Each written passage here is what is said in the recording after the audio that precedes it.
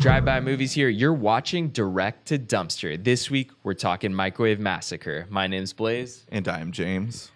I have never heard of this film before. Watching it, it was just something that popped up on my Amazon Prime. There's so much gold, so much Direct to Dumpster gold on Amazon Prime. We saw Simba the Lion King there. Sorry, Simba the King Lion. Thank you. And now, about to lose it. You guys didn't get to see the real version of Simba the Lion King. Had a lot more great clips in there, but had to edit those out because of Mondo TV. Those assholes that block. Oh, I can't cuss. This is YouTube. I forgot. Oh, darn. Shoot.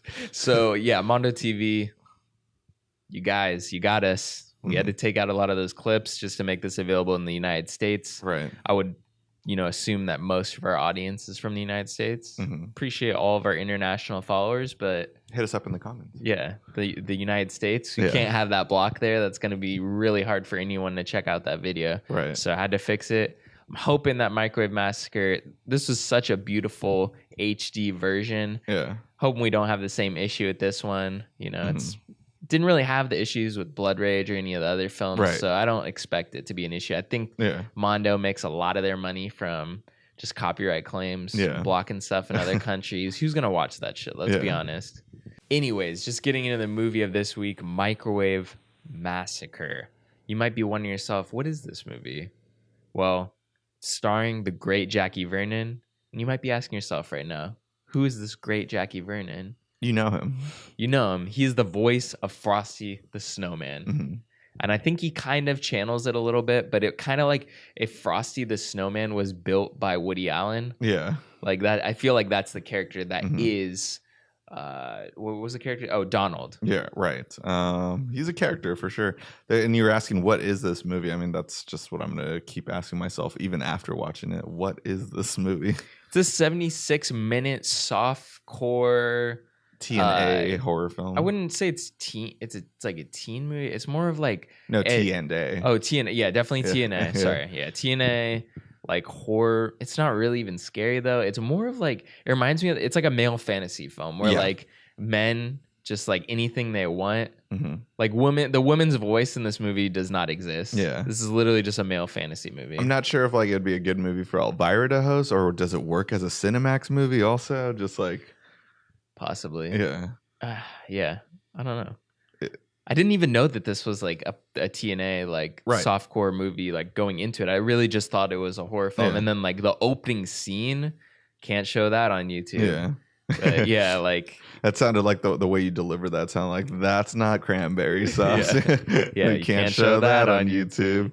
YouTube. Well, the opening scene, it was a it gets you in this movie right off the bat. But I was just like, wait, this is a horror movie? This is crazy. Right. But I mean, overall, I'd say that it's 76 minutes and it felt long. But this was enjoyable. Yeah, I definitely would recommend it, but it's catered towards a very specific crowd, and it's probably the crowd that's watching this video right now, I'd say. So getting into the story, this is like, it's kind of has that... the film mainly focuses on the TNA, the softcore mentality of the film. A lot of those scenes the film revolves around, because back in the day there wasn't like obviously Pornhub and shit like that, where people just now look at clips. They look at stuff like that. Back in the day, you had to, disguise it with a full movie to like watch the clips, and then maybe you got the VHS and you just like, oh, it's a horror film. Yeah. So and like you disguise it with a horror movie. I mean, there's nothing really like so crazy in this movie. It is really just TNA, but like it is in abundance, which I wasn't expecting at all. Like booting this up, you look at the poster, it just looks like it's going to be a horror movie, and then I'm like, oh, I was expecting like a trash horror film, but no, what we got here is like it's actually grindhouse comedy. Like it's more of a comedy for sure, though, over a horror film. Definitely. It's definitely a comedy. It opens up. I think a lot of the bits were actually pretty funny, to be honest. Like they did age well. The only thing that I think didn't age well that well was when Donald looks at the camera. Like he makes a joke and like looks at the breaking camera. The fourth wall throughout the movie. He's basically Deadpool.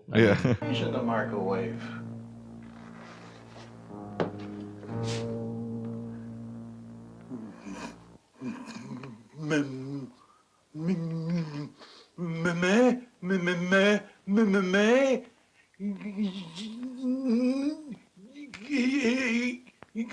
He's in the microwave?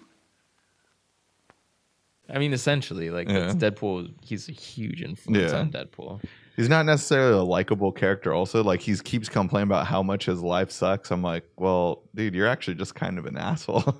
Yeah, definitely. Yeah. And I think that's like that kind of sums it up in his story. Yeah. But to give you like the gist of the film, it's essentially about this character Donald who is married. He's married. His wife, their relationship's not that great. She keeps making him these microwave meals that she's microwaved to save money, budget. They have this industrial microwave. It's like it must be the first microwave that has ever It's produced. like the size of a fridge. Yeah, it's like huge. It's the size of a fridge. You could put tons of things in it. But she's making all these like souffles and Parisian food and just all this stuff where it's like, okay. But he hates it because I guess it's so disgusting. I mean, I've never tried to make a full meal in a microwave, but it does sound kind of nasty, to be honest. Like I like using a microwave to just heat something that's already prepared up or whatever.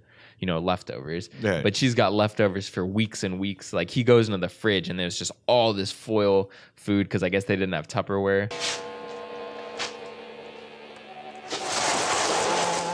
Oh, look at all that stuff. Incredible.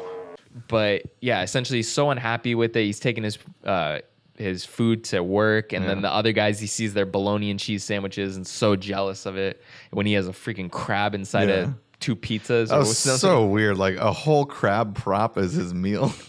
with the shell and all. Yeah. It's pretty funny though. Yeah. So I mean, in that, like he essentially gets drunk one night, kills his wife, then like basically Eats her by accident. eats her by accident. Like He actually wanted the microwave food, but like because it's wrapped in foil, he didn't know what it was.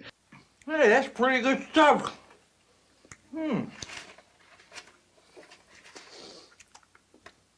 Yeah, not bad. I may have underestimated May's taste. I never tasted anything so unique.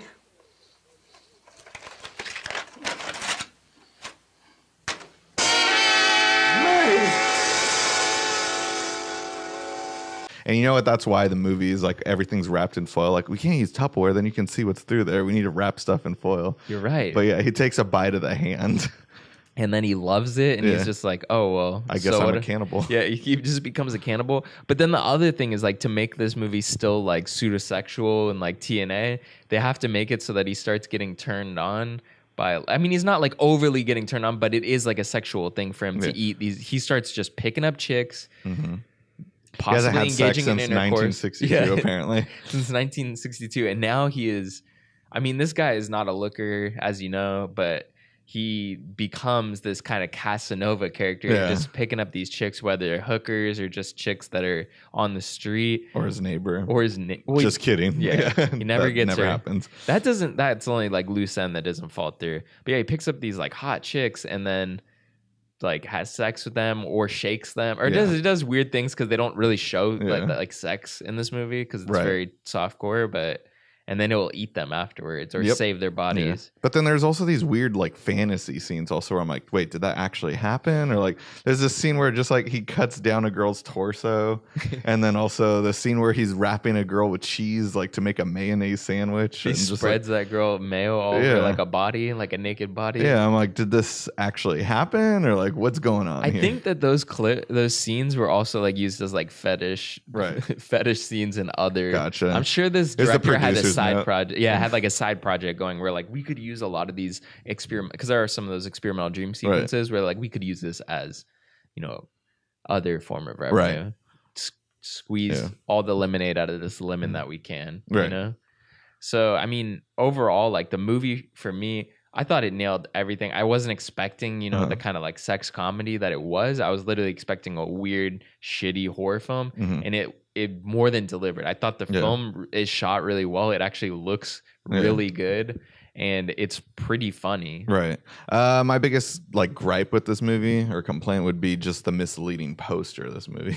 Like, So cool. I was actually down for like a really bad horror film, and that's what I went in expecting. But it is more of a comedy that I would watch for sure, but like just the poster is definitely misleading. I would not classify this a horror film. Get this out of the horror section on Amazon. Like it should definitely be under the cult section. Yeah, definitely cult. I think that nails that because I wouldn't it's unfair to put it under like the TNA, Yeah. the softcore section, Right. because you don't want to see murder if, Right, if yeah. that's what you're trying to look for. That's what this movie was missing. Also, there is some blood, but like just like it's very cheesy and it's lighthearted to where you don't feel grossed out ever. Like I would have loved to have seen just. I'm a fucking freak, I guess. a lot of the props are stuff that they just got at Party City or a Halloween store, or literally just a mannequin, even. Yeah, or a mannequin. So it's not like there's no real good. Like there are makeup effects. They're just so bad. Like they're just not good at all. Yeah. You know, the blood like even isn't great. I don't know. It's definitely a cult movie. You can't put it really in the horror section. Right, definitely not. You're gonna offend someone if you put it in the horror section because it's such a male-driven fantasy movie that it's kind of offensive in this day and age. Like I'm just gonna be honest. You can't really. Amazon might have to pull this down.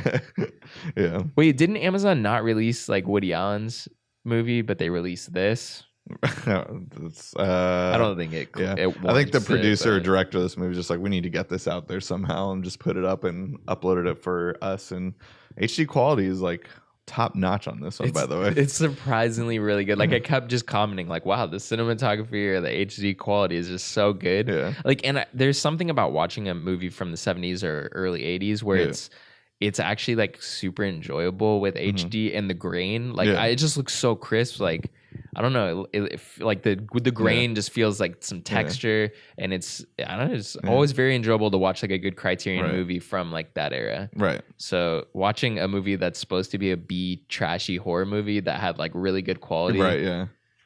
My heart, you know. Yeah. So getting into like whether I'd recommend this movie. You know what kind of audience member you are if you like this movie. It's just definitely for people who like trash and stuff. Like I would like say like Blood Rage fans, definitely not for you, but also just not even for. Yeah, this is a very specific crowd of just people who just like B, T, and A trash movies, I'd say. B comedy films. Like not B horror films, it's for B comedies, I'd say. Yeah. Yeah. It's not horrific in any sense, and it's more just like an adult comedy, and the jokes aren't enough for it to be like a full-on comedy. So it's, you know, the after dark, midnight cult Get section. High to or something, yeah. I'd say it's more along the lines of a trauma film. Not as gory as a trauma film, but like it's that style of humor where it's not for everybody, but if you're a trauma fan, definitely check this out, yeah. Yeah, just... could be a little offensive because it is kind of like it's basically like watching a porn, right? Like, but it's not that intense. I'm just saying, like, the themes there. I get what you're saying, and the male fantasy aspect is a little bit too much, where like it could be triggering. Yeah. But anyways, guys, I think that kind of closes it out for Microwave Massacre. I definitely say check it out. Like, if you like these kinds of shitty movies and you're not worried that is kind of a softcore porn, it's enjoyable. Yeah. So if you live alone. Yeah, if you live alone. Yeah. So anyways, guys, that's going to close out Direct to Dumpster. Tune in next week to find out what we dig out of that dumpster.